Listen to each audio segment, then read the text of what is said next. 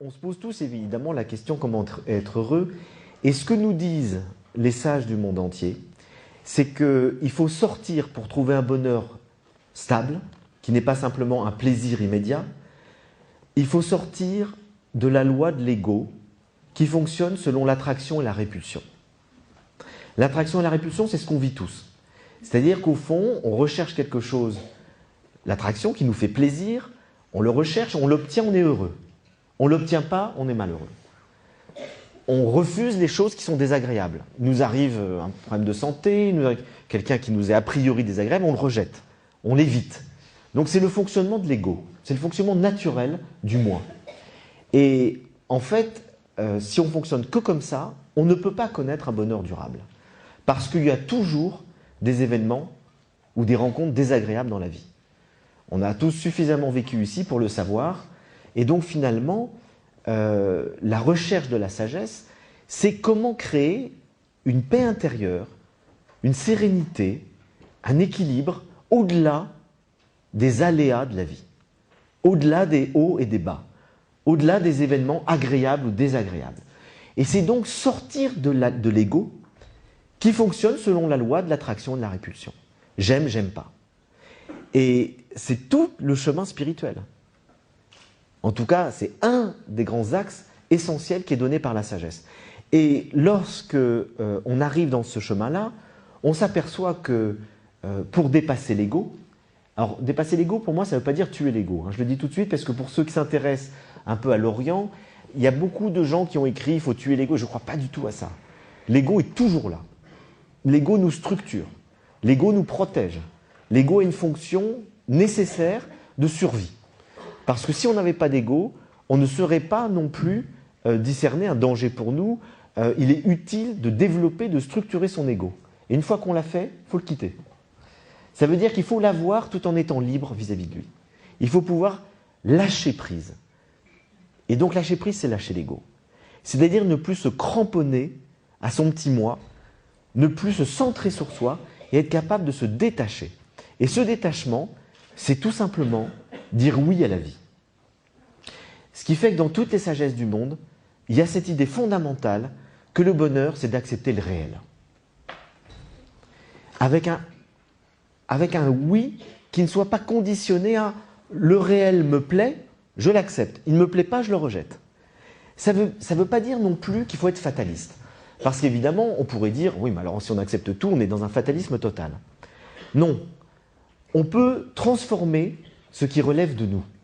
Ce que dit Épictète. Ce qui relève de toi, transforme-le, améliore-le. Ce qui dépend de toi. C'est toute la sagesse stoïcienne. Mais ce qui ne dépend pas de toi, d'avoir telle épreuve de santé, d'avoir quelqu'un que tu aimes qui meurt, d'avoir un revers professionnel, il y a des choses, ça ne dépend pas de nous.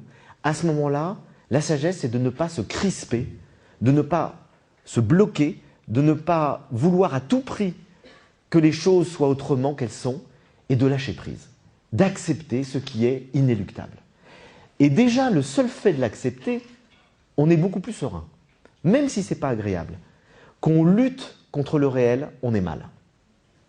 Quand on tombe malade, c'est déjà une épreuve. Le fait de lutter contre l'idée de tomber malade, le fait de refuser d'être tombé malade, on rajoute une épreuve à l'épreuve. On rajoute de la souffrance à la souffrance. Je crois que tous ceux d'entre nous ici qui ont déjà traversé des souffrances physiques, on se rend compte que quand on lâche prise et qu'on accepte la souffrance, qu'on ne peut pas faire autrement, on souffre moins que si on lutte et qu'on refuse. Puisque le refus, c'est effectivement un état d'être du cerveau psychique dans lequel on crée encore plus de combats et de difficultés, alors qu'en lâchant prise, il y a une sorte de bien-être qui peut s'installer au sein même de la difficulté, de la souffrance et de l'épreuve. Donc déjà, le seul fait d'accepter une épreuve ou une souffrance, c'est déjà moins souffrir.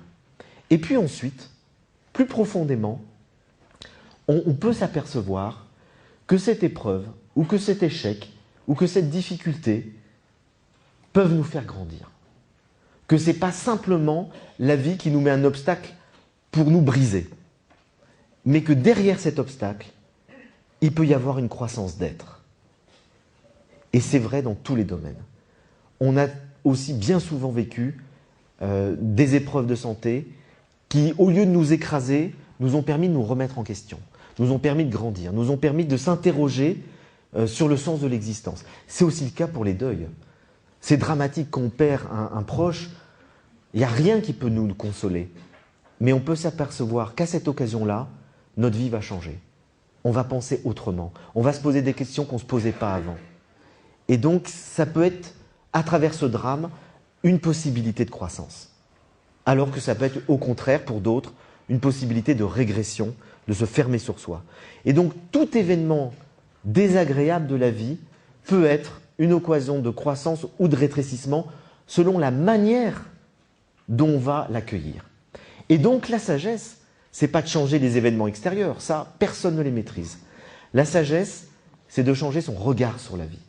C'est de changer sa vie intérieure, c'est de faire un travail sur soi, c'est de s'améliorer pour être capable, face aux événements de la vie, de les accueillir avec une sorte d'ouverture du cœur.